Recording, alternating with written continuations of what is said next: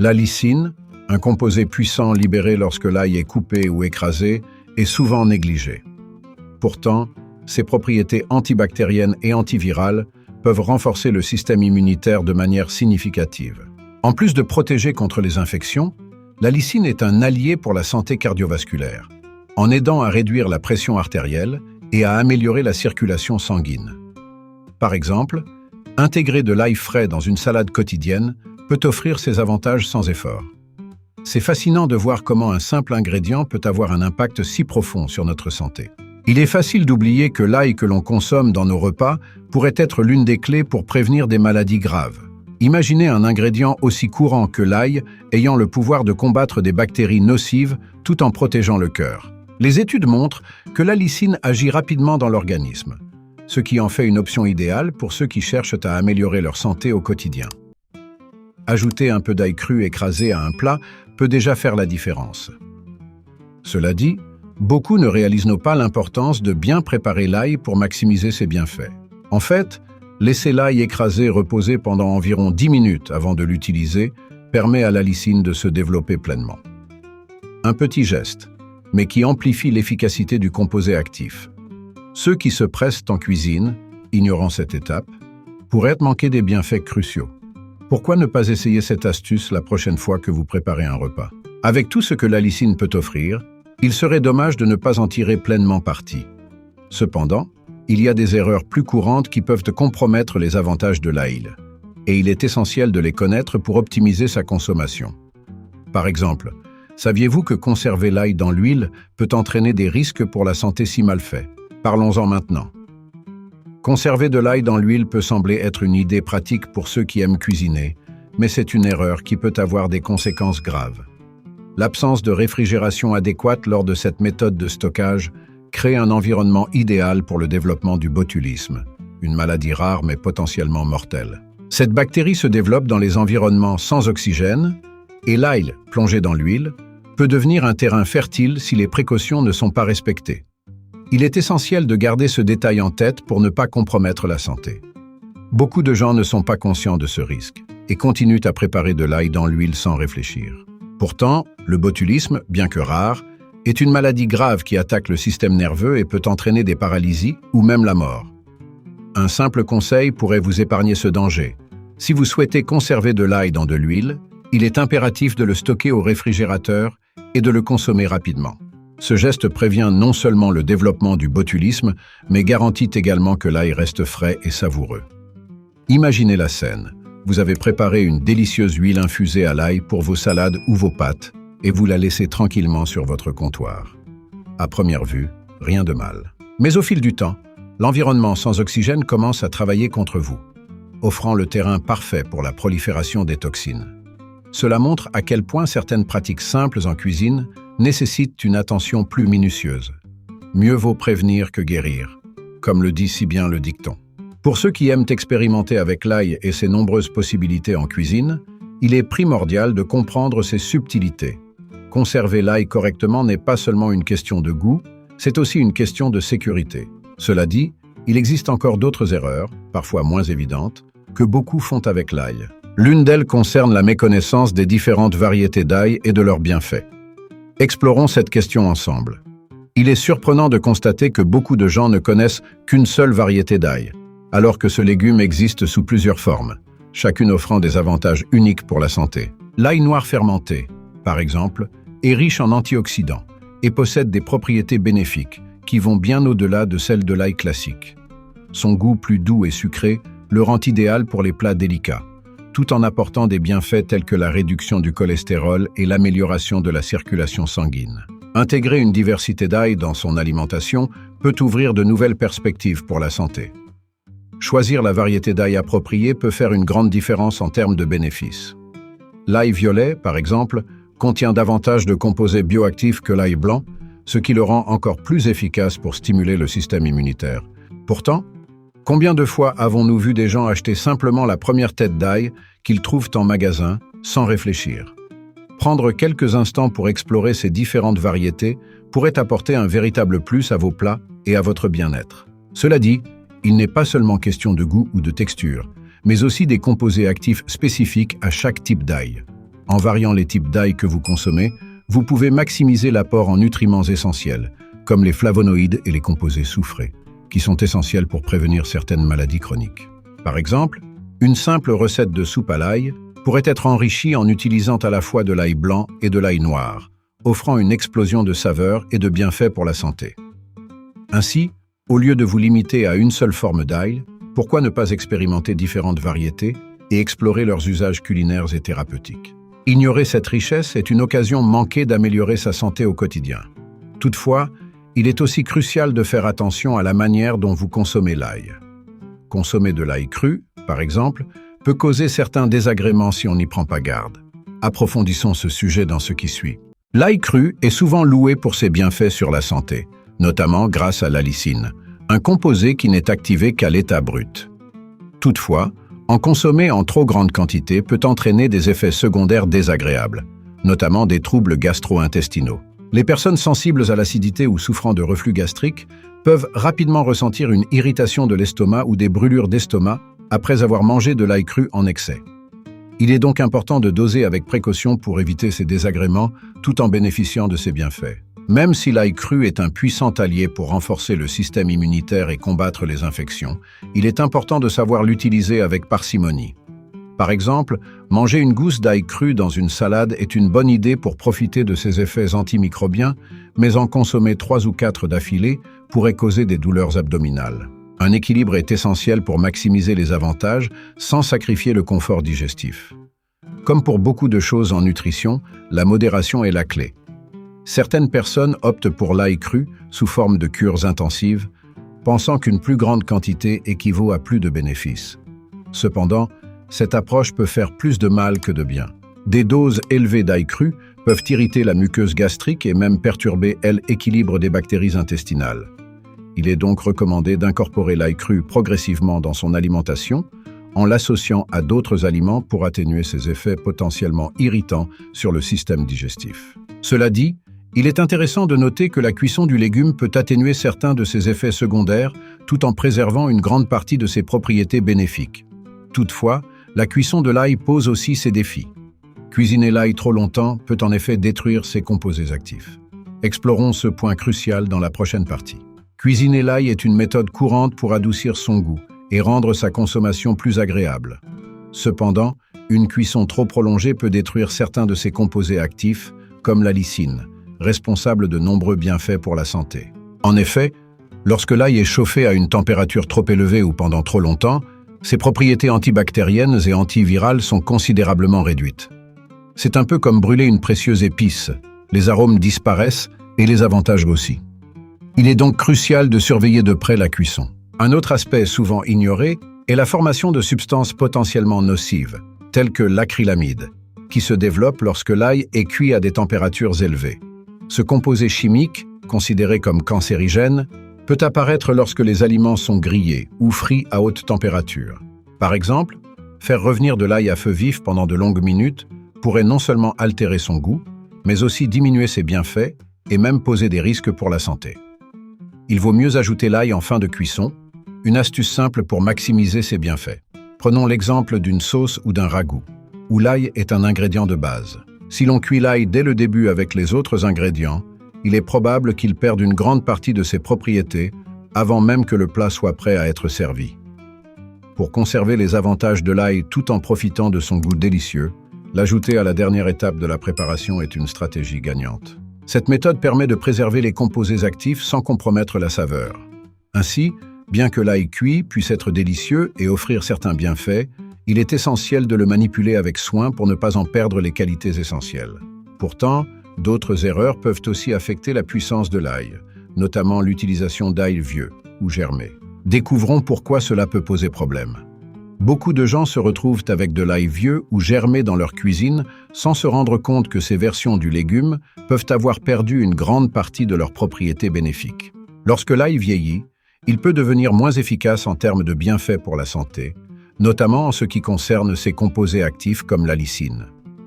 En outre, l'ail germé, bien que comestible, peut provoquer des désagréments digestifs chez certaines personnes.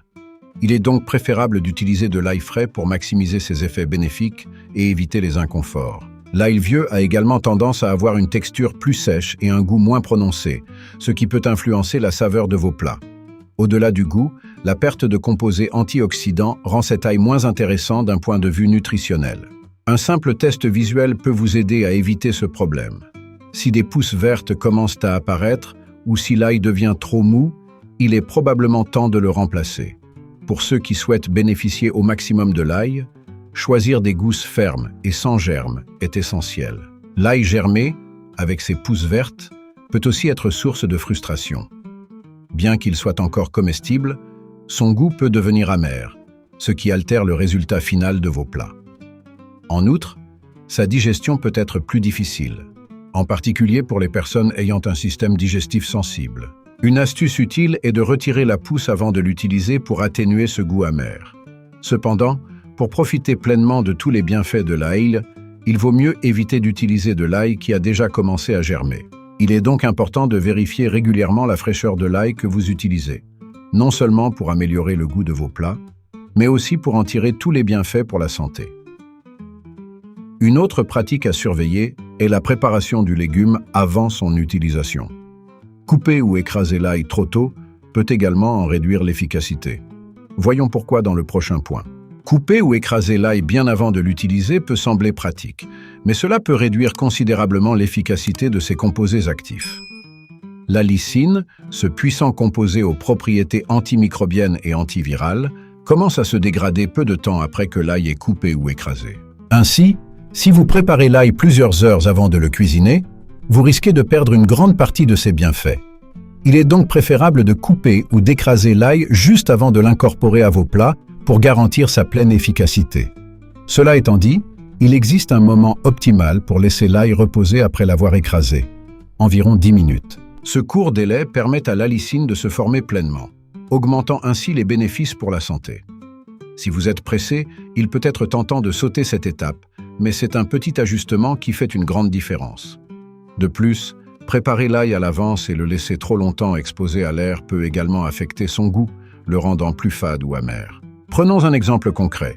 Si vous préparez une salade fraîche et que vous écrasez l'ail à l'avance pour gagner du temps, vous pourriez réduire son impact gustatif et thérapeutique.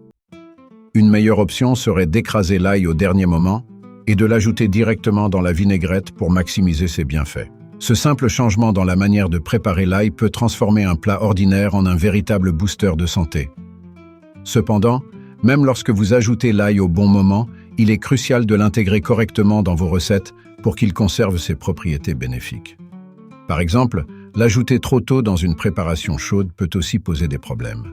Voyons pourquoi cela peut nuire à votre santé dans la prochaine partie. Il est fréquent de voir l'ail ajouté dès le début de la préparation d'un plat, surtout lorsqu'il s'agit de faire revenir des ingrédients. Cependant, cette pratique peut nuire à la qualité de ses composés actifs, notamment l'allicine. En effet, l'ail chauffé trop tôt et à haute température perd rapidement ses propriétés bénéfiques et son goût devient amer. Pour tirer le meilleur parti de ses bienfaits pour la santé, il est donc préférable d'ajouter l'ail en fin de cuisson, juste avant de servir. Prenons l'exemple classique de la préparation d'une sauce. Si vous faites revenir l'ail en premier, avec des oignons et d'autres ingrédients, il est probable qu'il brûle ou perde ses propriétés avant même que la sauce soit prête. En revanche, en l'ajoutant en toute fin de cuisson, vous préservez non seulement ses arômes délicats, mais aussi ses bénéfices pour la santé. Cette astuce simple permet de maximiser à la fois le goût et la valeur nutritive de vos plats. Un autre exemple courant est celui des marinades. Beaucoup de gens ajoutent de l'ail cru directement dans la marinade, en pensant qu'il imprégnera la viande de ses bienfaits. Cependant, si l'ail est trop chauffé ou cuit pendant longtemps, comme lors de la cuisson au four ou à la poêle, il perd ses propriétés. Une meilleure option serait d'ajouter l'ail après la cuisson, en garniture ou sous forme de sauce, pour préserver ses bienfaits tout en améliorant le goût. Malgré cela, même un ail bien préparé peut parfois contenir des résidus du sol ou des contaminants. Pour garantir une consommation saine, il est important de nettoyer l'ail correctement avant de l'utiliser. Voyons pourquoi ce simple geste est essentiel dans la partie suivante. Bien que cela puisse paraître anodin, ne pas laver l'ail avant de l'utiliser peut exposer vos plats à des contaminants du sol, tels que des pesticides, des bactéries et autres substances indésirables. L'ail, comme de nombreux légumes, pousse directement dans la terre et peut accumuler des résidus qui ne sont pas toujours visibles à l'œil nu. Prendre quelques secondes pour rincer les gousses sous l'eau avant de les éplucher est une étape simple mais cruciale pour éviter d'introduire ces substances dans votre alimentation quotidienne.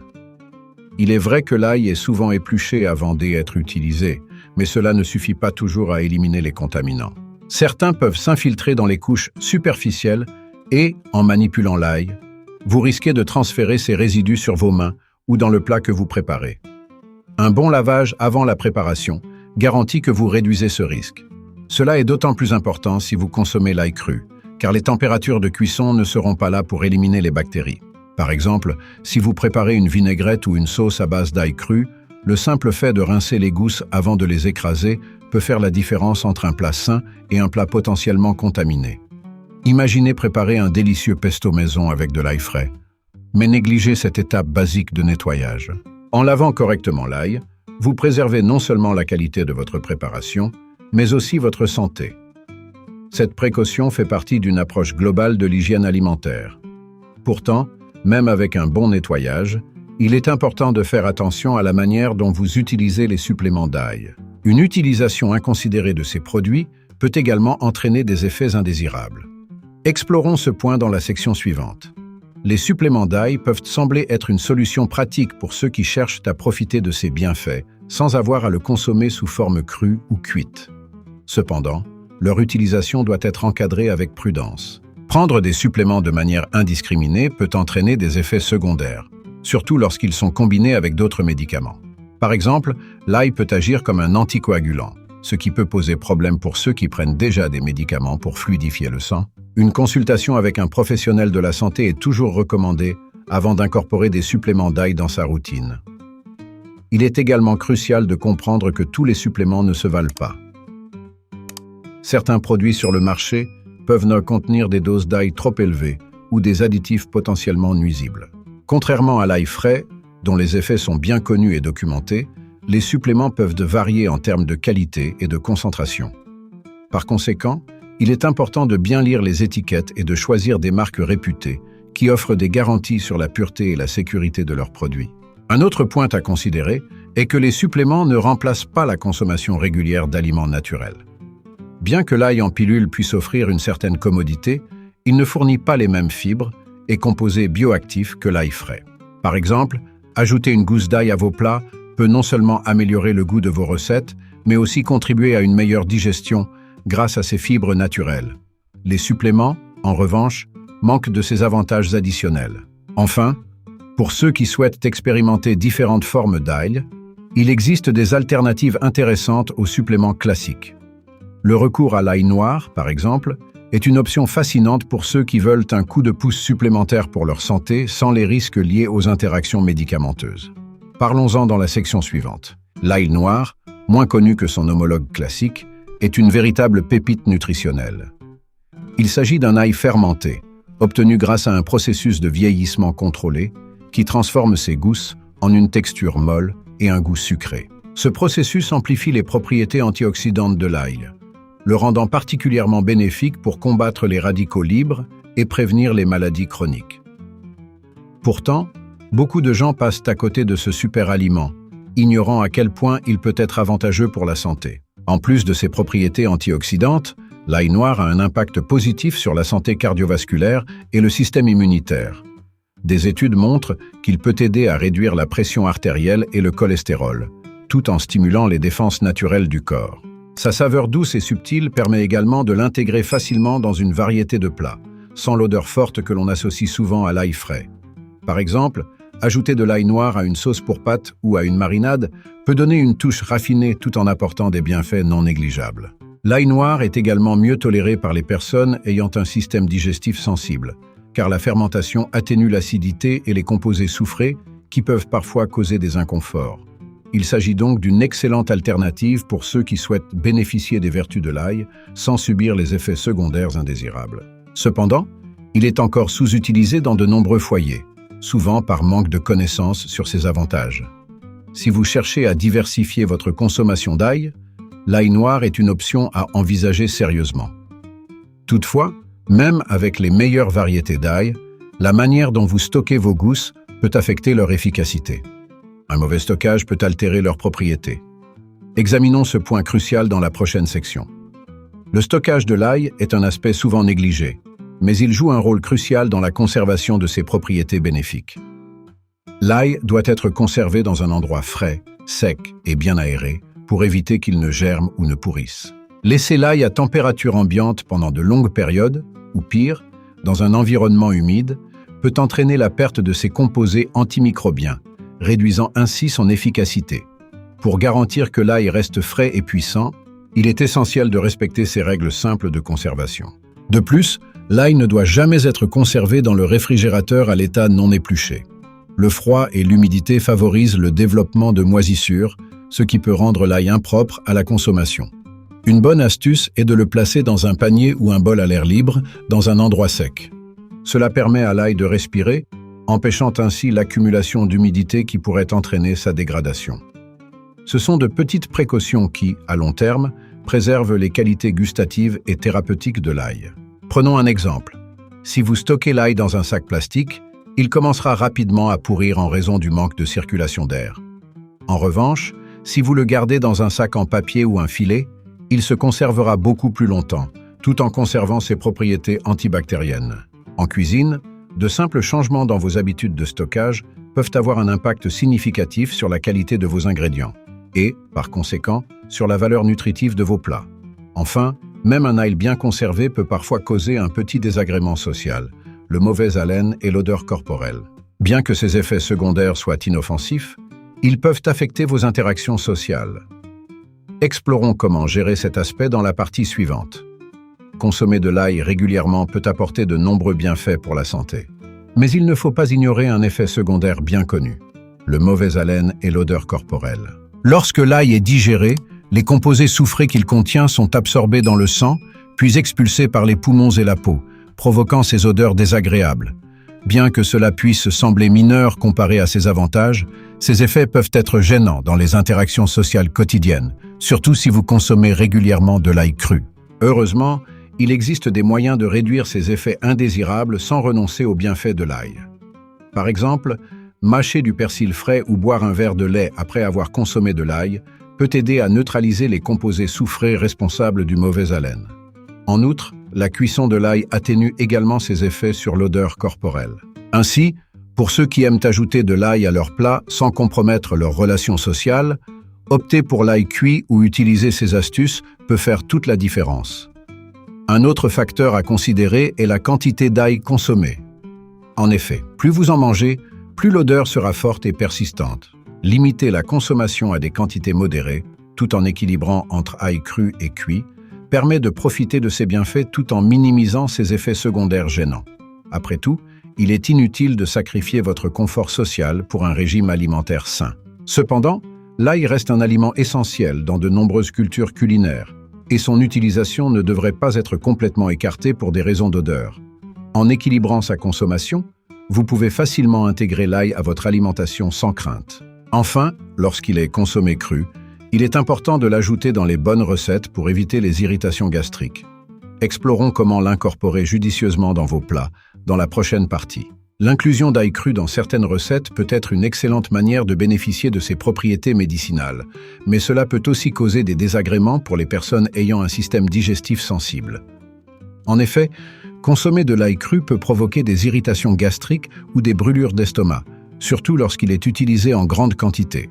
Il est donc crucial de bien choisir les plats dans lesquels ajouter de l'ail cru, en veillant à ne pas surcharger le système digestif avec des recettes déjà acides ou riches en épices. Une approche judicieuse consiste à incorporer l'ail cru en petites quantités dans des plats frais, tels que des salades ou des vinaigrettes, où il peut ajouter une touche de saveur sans être trop agressif pour l'estomac. Par exemple, dans une salade de tomates et de concombres, un soupçon d'ail cru finement haché peut rehausser le goût tout en apportant des bénéfices pour la santé, sans pour autant irriter les muqueuses gastriques. Cette méthode permet de profiter de l'ail cru sans les effets secondaires indésirables. Pour ceux qui apprécient l'ail mais qui craignent les inconforts digestifs, il est possible de l'atténuer en le combinant avec des ingrédients doux, comme l'huile d'olive ou l'avocat. Ces aliments peuvent adoucir la puissance de l'ail cru, réduisant ainsi ses effets irritants, tout en préservant ses propriétés. Une autre astuce consiste à écraser l'ail, et à le laisser reposer quelques minutes avant de l'ajouter à un plat, ce qui permet à l'allicine de se développer et de rendre l'ail plus facile à digérer. Cependant, il est tout aussi important de trouver un équilibre entre la consommation d'ail cru et cuit pour profiter de ses bienfaits tout en minimisant les effets indésirables. Découvrons dans la prochaine section comment varier entre ces deux formes d'ail pour maximiser les avantages tout en évitant les irritations. Il est essentiel de trouver un juste milieu entre la consommation d'ail cru et cuit pour maximiser ses bienfaits tout en évitant les effets indésirables. L'ail cru, avec ses puissants composés comme l'allicine, est une arme redoutable contre les infections et les maladies cardiovasculaires. Cependant, en consommer trop peut entraîner des irritations gastriques, comme nous l'avons vu précédemment. D'un autre côté, l'ail cuit, bien que plus doux pour le système digestif, perd une partie de ses composés actifs lors de la cuisson. L'idéal est donc d'alterner entre les deux formes pour en tirer le meilleur parti. Prenons un exemple pratique.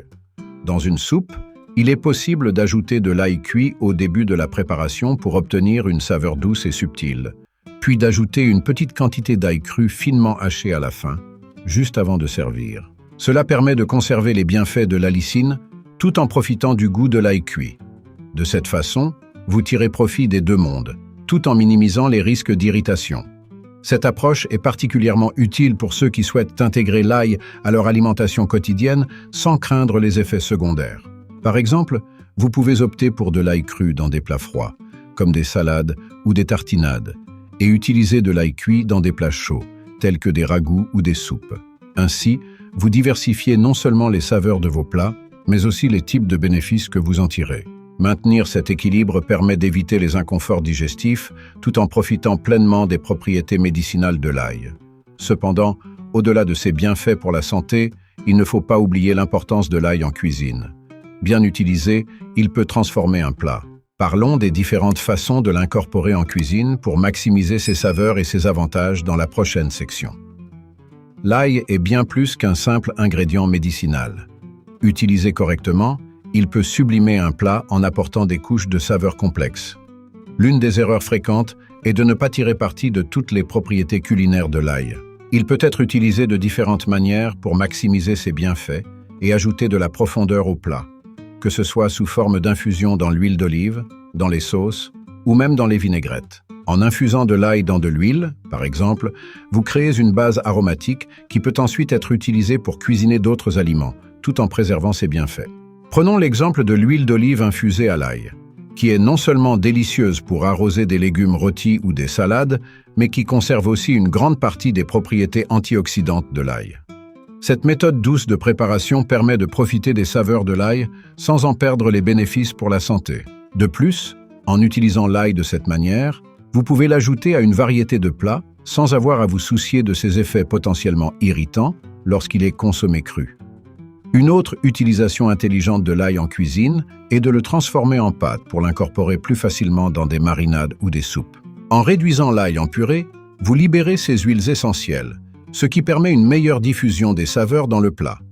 De plus, la pâte d'ail est idéale pour badigeonner des viandes avant la cuisson, garantissant ainsi une absorption maximale des bienfaits et des saveurs. L'ail peut également être ajouté aux soupes et ragoûts pour donner du corps à la préparation tout en renforçant les propriétés nutritionnelles du plat. Cependant, il est important de savoir dans quel type de plat utiliser l'ail pour éviter de déséquilibrer les saveurs. Ajouter de l'ail à certains plats qui ne le supportent pas peut nuire à l'harmonie gustative. Voyons pourquoi dans la dernière section. Même si l'ail est un ingrédient extrêmement polyvalent, il n'est pas adapté à tous les plats. L'une des erreurs les plus courantes consiste à l'ajouter à des recettes où il ne s'intègre pas bien, créant ainsi un déséquilibre des saveurs. Par exemple, dans des desserts ou des plats délicats, l'ail peut dominer le goût des autres ingrédients, gâchant ainsi l'harmonie générale du plat. Il est donc essentiel de savoir où et quand utiliser l'ail pour qu'il sublime un plat, plutôt que de le rendre trop fort ou désagréable. Un autre exemple serait les plats à base de poissons délicats ou de fruits de mer. Ajouter de l'ail dans ces préparations peut parfois masquer la finesse du goût du poisson. Il est préférable d'utiliser l'ail avec parcimonie ou même de l'infuser dans l'huile pour que son arôme soit plus subtil. De cette manière, vous pouvez conserver les bienfaits de l'ail tout en respectant les saveurs légères des autres ingrédients. Cette approche garantit un équilibre entre saveur et santé. Il en va de même pour certaines salades fraîches où les ingrédients légers, comme les herbes et les légumes crus, peuvent être facilement éclipsés par le goût puissant de l'ail cru. Dans ces cas, il est souvent préférable d'opter pour une infusion d'ail ou de l'utiliser en petite quantité. Cela permet d'ajouter une touche de piquant sans surcharger le palais ni altérer les saveurs naturelles des autres composants. Vous pouvez également équilibrer l'ail avec d'autres ingrédients aromatiques comme le citron ou le gingembre pour obtenir un mélange plus harmonieux. Ainsi, bien que l'ail soit un ingrédient merveilleux, il est important de l'utiliser à bon escient pour ne pas compromettre l'équilibre d'un plat. Maintenant que vous connaissez toutes les erreurs à éviter, il est temps de conclure en vous donnant les clés pour utiliser l'ail de manière optimale et en tirer tous les bénéfices.